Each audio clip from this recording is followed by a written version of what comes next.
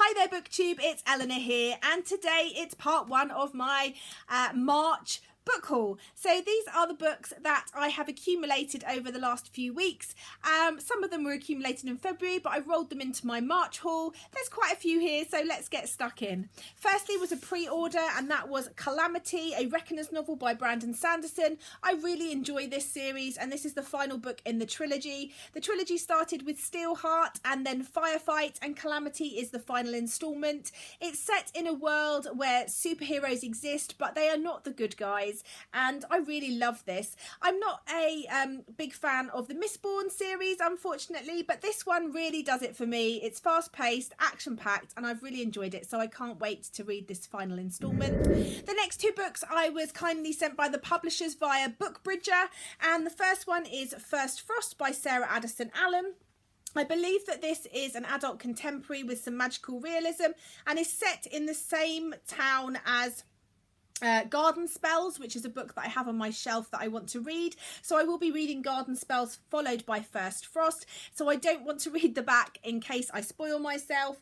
But Garden Spells, I believe, is a very sort of magical contemporary romance story, and this one is a set in the same place, so I can't wait to give it a go. Next up, as well, sent by Bookbridger, was Never Tear Us Apart by Monica Murphy, and this one just looks really fun and interesting. The back says, one look at Katie Watts and Ethan is 15 again, the boy who risked everything to save a terrified girl from her twisted kidnapper. Now Katie is grown up, beautiful, composed, and telling her story to the world. Ethan was once her guardian angel, and he wants to be sure that she's still safe. When they reconnect, it's as different people, but Ethan wants Katie every bit as much as she wants him. Yet all he can do is savour every moment they're together until she uncovers who he really is, because her kidnapper, a convicted serial killer, is also Ethan's father. So this sounds like it's going to be an interesting, maybe new adult story. Next up is a book I saw quite a while ago on the Book Riot podcast, and that is Love is the Drug by Alea Dawn Johnson. I finally managed to get a copy of this, and I'm really intrigued to read it. It's set in a world where there is a flu type epidemic going around killing people. A girl goes to a party, something happens, she gets her drink spiked, she wakes up days later, and people are dying, and it is believed that possibly she knows the cure or how this all came about.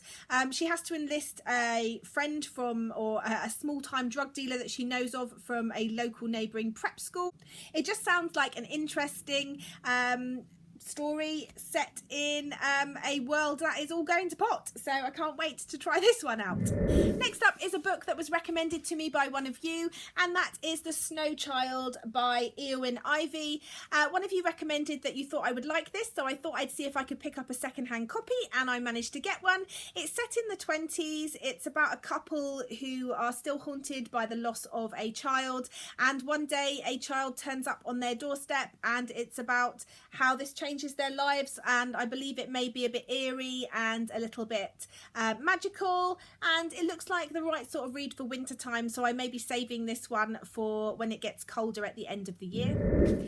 Next up is a book I'm so excited to have in my hands, and it's called Pure Juliet by Stella Gibbons. I love Cold Comfort Farm by Stella Gibbons, and this is such a beautiful book. It's such a really soft book as well.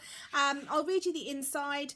Creepy, peculiar, fairy, goblin, liar, weirdo, crank, genius. No one knows what to make of Juliet Slater, not even her mother, and clothes, boys, school, friends, and changing seasons, and what other people think. None of these things seem to matter to Juliet. She spends hours in her room with incomprehensible mathematical textbooks, her mind voyaging in strange seas of thought alone.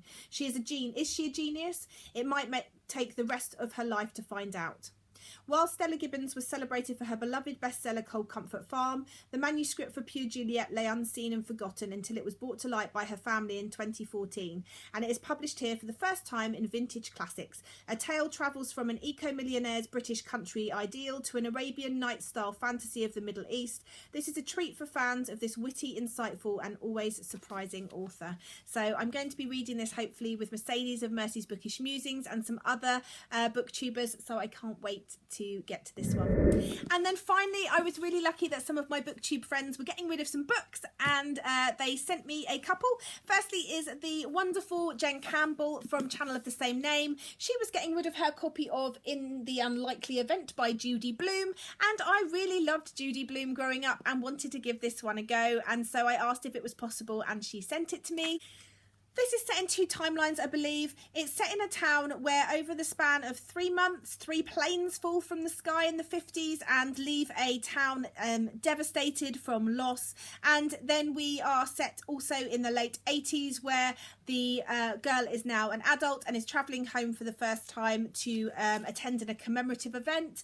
I really love Judy Blume's writing style as a children's author, and so I'm really excited to try one of her adult stories. And then the lovely, wonderful, gorgeous Jean from Jean's Bookish Thoughts was getting rid of a couple of books too, and I was lucky enough that she said she would send me them.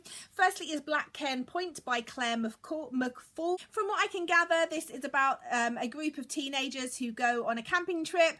I think they uncover or awaken some type of devilly, malevolent spirit, and stress and darkness and despair ensues, and it just sounded interesting, and Jean was getting rid of it, and I thought, yep, it's been on my radar, I'll give it a go. And then finally Jean sent me Troll Hunters by Guillermo del Toro and Daniel Kraus. I love Guillermo del Toro's Hellboy and Pan's Labyrinth films, and I just thought this sounded really fun and interesting. It says, you are food. Those muscles you flex to walk, lift and talk, they're cuts of meat topped with chewy tendon. That skin you've paid so much attention to in mirrors, it's delicious to the right tongues, a casserole of succulent tissue. And those bones that give you the strength to make your way in the world, they rattle between teeth as the marrow is sucked down slobbering throats.